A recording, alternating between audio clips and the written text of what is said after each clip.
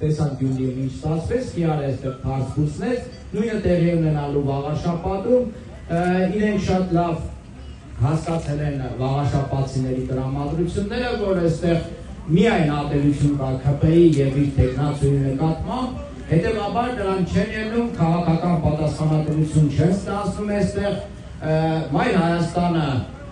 թիվ 4-ն է եւ մենք քաղաքական պատասխանատվություն ենք ստանձնել այս ընտրություններին, քաղաքացիական պայմանագրի գաղափարական ընդդիմախոսն այս ընտրություններում Մայր Հայաստանը, հետեւաբար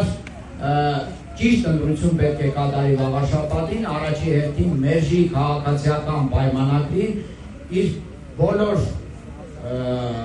կատարածների համար հայրենադավության, տարածքներ հանձնելու երկրի ներքին թե արտաքին անվտանգությունը տապալելու առումով եւ եթե դուք ցանկանում եք, որպեսզի երկրում իրավիճակ փոխվի,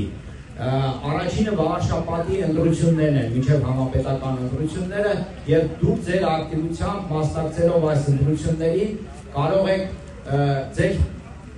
փոքր քայլը, բայց մեծ արդյունքով, այսինքն գնալ ընդրատեղամաս ձեր քվեն տալ